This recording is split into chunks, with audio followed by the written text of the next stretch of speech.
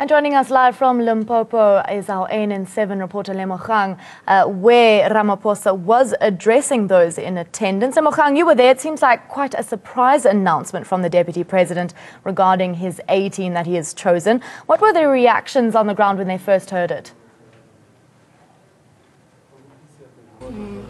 Thank you very much, Lauren, and good evening to you. Indeed, the way that Cyril Ramaphosa ended off his campaign trail in Limpopo came at a very surprising note. He was in another region yesterday where he mostly spoke about unity in the ANC and how, that can be achieved, and also moving forward the organization by fighting away factions and divisions that eat away at the organization. Today's similar address that was given to the people of Sekhukhune. However, as you have already mentioned, Lauren, he ended it off on an announcement of that slate, saying that that is the A-team that he sees moving the ANC forward, coming out of the 2017 National Elective Conference, and also, most importantly, into the 2019 general elections. Now, also just looking at those names, Lauren, we come to the conclusion that Naledi Pandor is a different element that is now being brought into this slate. We've seen a number of these names and Ramaphosa slate, but I think bringing Naledi Pandor into the slate and also not making mention of Lindiwe Sisulu, was said to previously take the spot for Deputy President, came as a shocking element into this whole thing.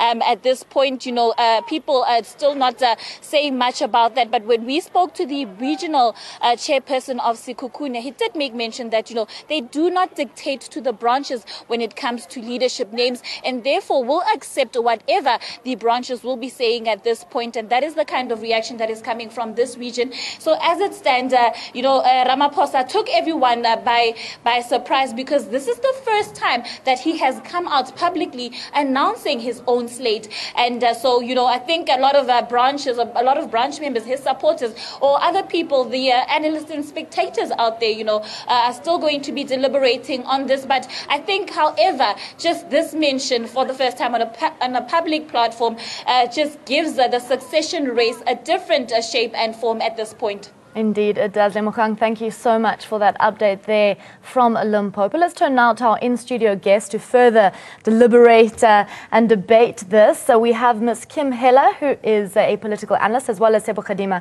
who is also a political analyst in studio. Thank you so much for joining us here on ANN7 Prime. Ms. Heller, let's start with you. What do you make of this team chosen by Cyril Ramaphosa? Thank you. Well, I think it's taken us all by surprise this evening. So, Cyril Ramaphosa, our Deputy President, speaks about this as the A-team, as the winning team. But when I look at the names on the list, I'm not sure this is a winning team for radical economic transformation, which should be the forefront of any agenda for the presidential candidate. Neither do I see it as a win for women advancement within the ANC. And I think that's very unfortunate, because our current President Zuma has, I think, been the champion around advancement of women in cabinet. And I think the fact that we're only seeing one female, am I correct? I haven't looked at the slate properly, is a bit problematic.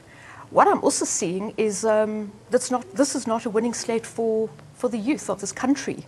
And I'm hoping that in the slates that we see, or in the leadership teams that we see of the ANC moving forward for the presidential campaign, we see a great injection of youth vigor and vitality, because I think that's needed to re-energize what I've described as a middle-aged sag in the ANC. A comment on slate politics, which has never been the signature tune of the ANC or of its preparations for policy conference. And that's quite interesting, while we have a candidate suddenly introducing the slate ahead of the election. I don't think that is the signature of what we've seen before. Interesting development. Mr. Kadima, what are your thoughts on the A-team? Do you share the same sentiment? Is this the A-team, or what do you think? Is the A-team depends on in which league this A-team is going to be playing in. This is true. But I am least surprised by the announcement by Deputy President Cyril Ramaphosa, who is himself a ANC presidential candidate, to have gone with this move or made this announcement that is not customary to the culture and politics of the African National Congress.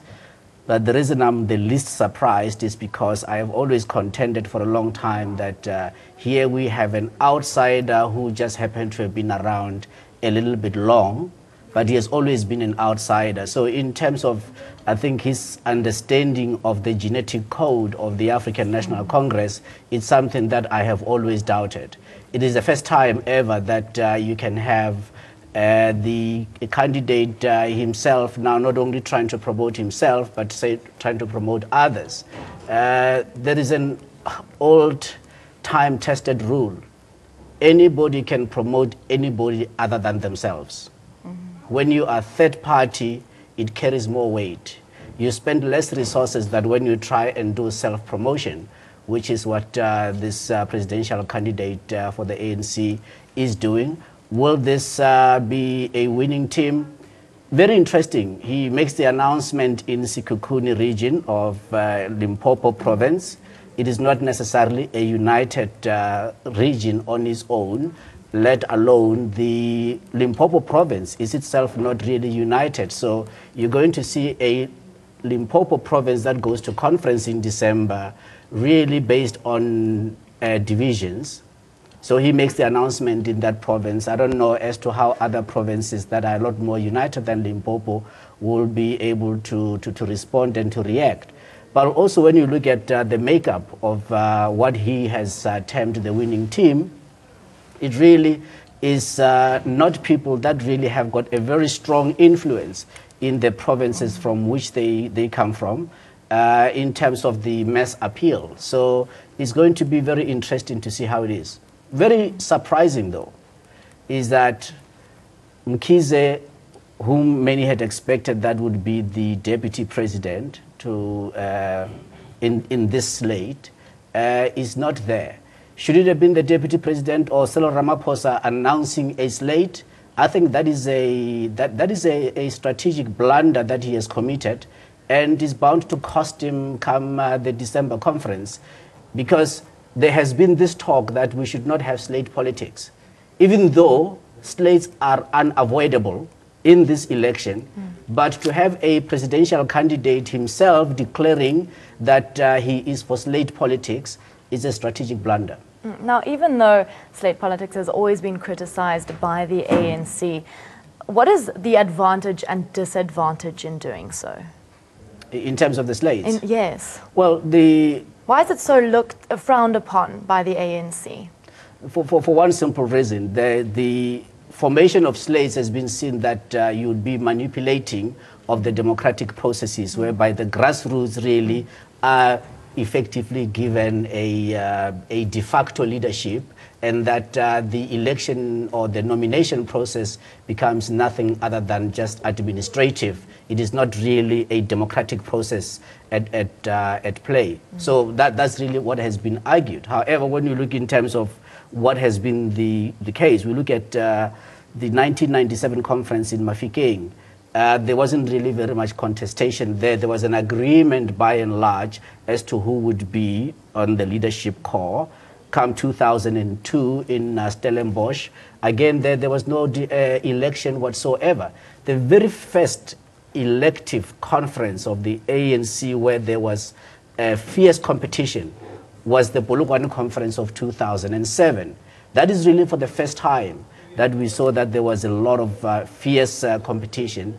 And again, informed by the two previous conferences in the democratic dispensation, effectively you had a continuation of slates. The 1991 conference, 1993 conference, the 1991 conference was not supposed to be an elective conference.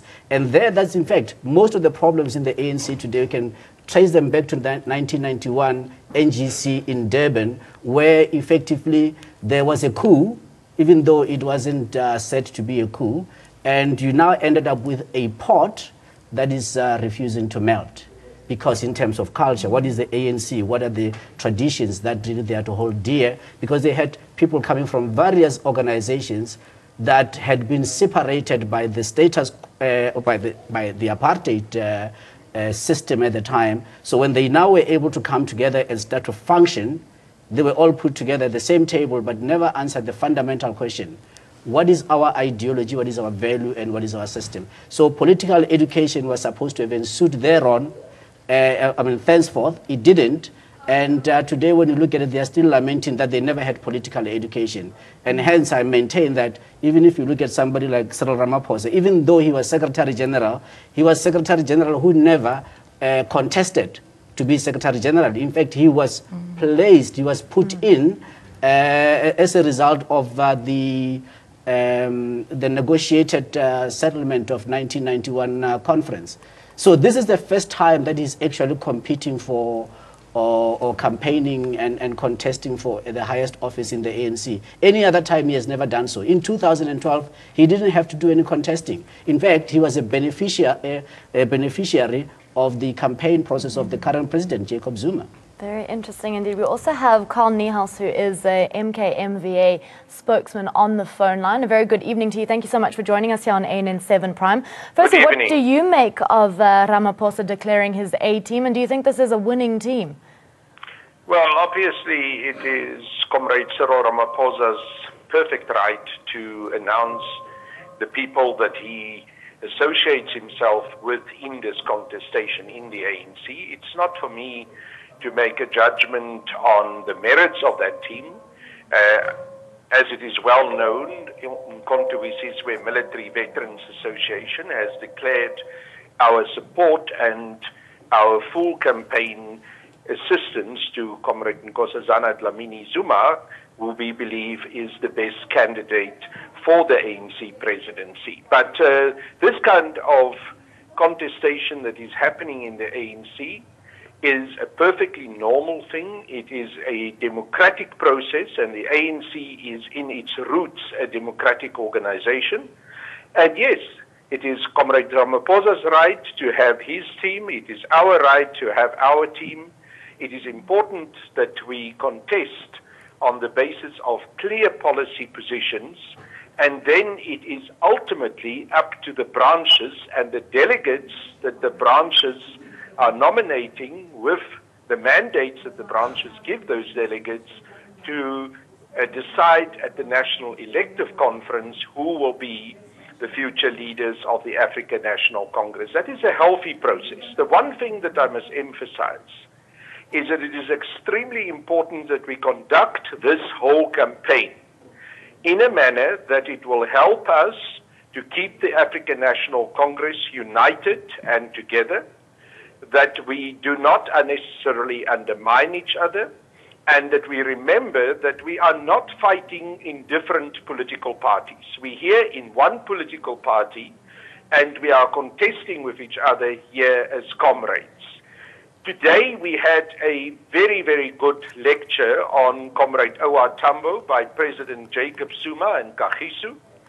And that lecture, Comrade Zuma emphasized the principles and the strategies for unity as we've learned it also from Comrade Owa. And I would suggest that we internalize that message and that very good education that President Zuma gave us today, and that we all work together in order to make sure that after our National Elective Conference in December, and when we eventually have our new leadership, that we will emerge more united and more capable of serving the needs of our people.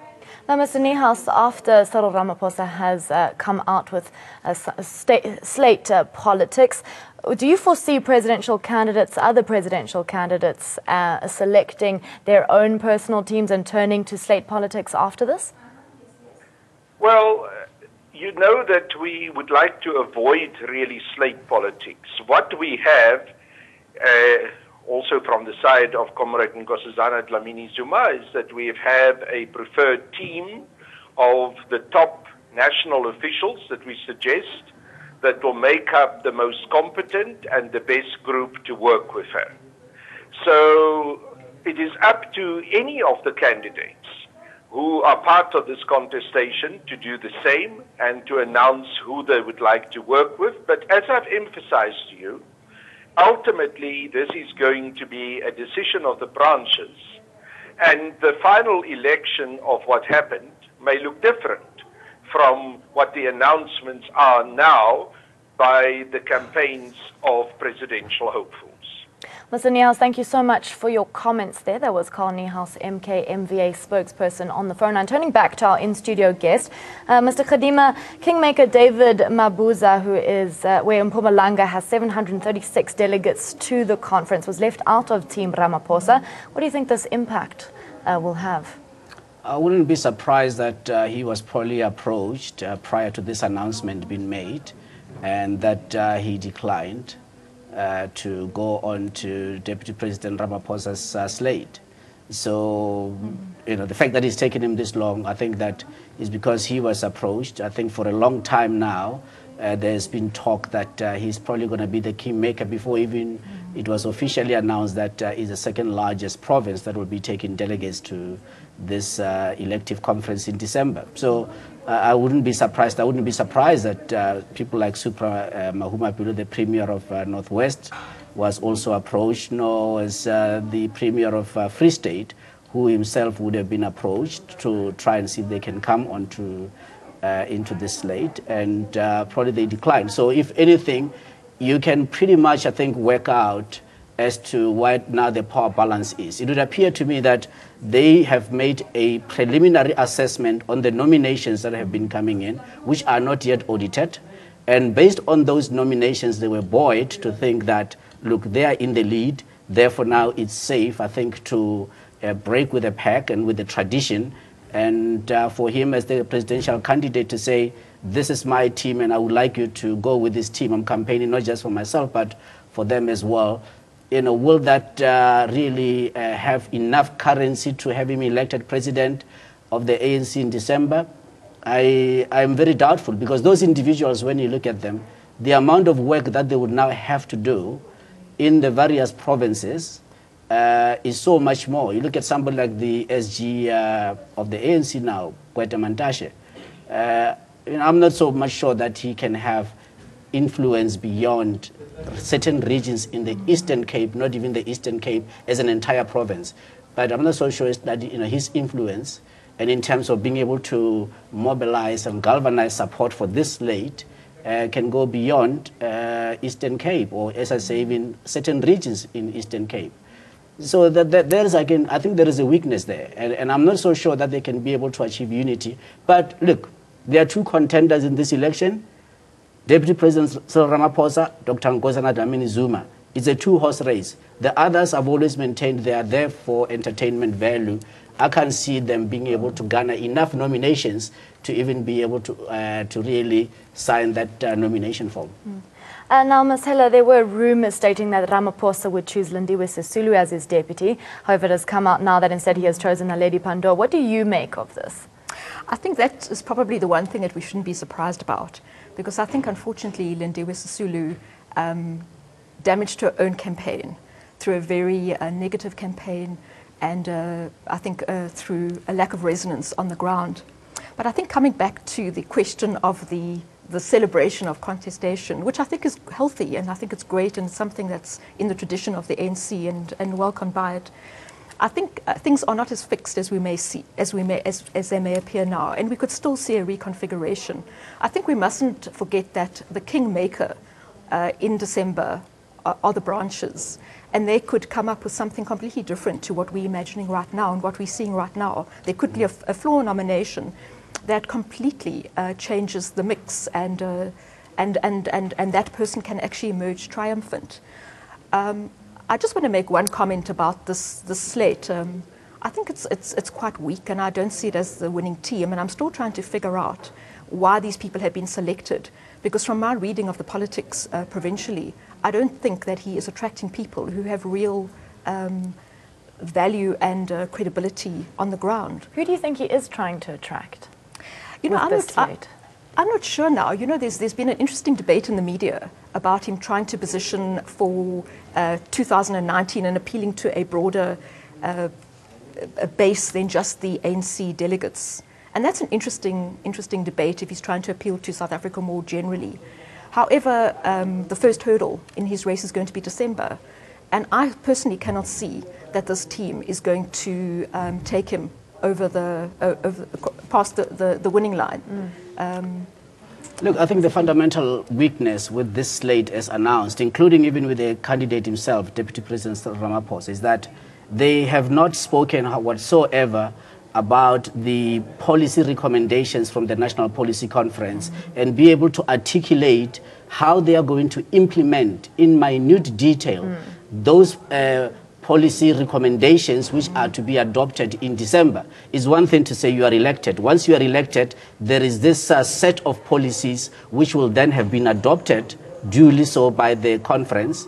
They have not been able to articulate themselves. So the question becomes, once they are elected there and yet they have not been speaking directly, the issue of radical economic transformation was a high priority issue at the policy conference. As well as free education, which has also absolutely come out. Also high priority issue. They have not really come about up till now in their campaign to say, once we are elected, this is in practical steps that we are going to take to ensure the implementation and optimal implementation. And the criticism that the ANC faces is that they've always had good policies, but implementation has been poor. So if anyone hopes to win the election, must be able to convince the delegates that they can implement the policies which the very same delegates will be adopting. Indeed, so we'll have to wait and see for that.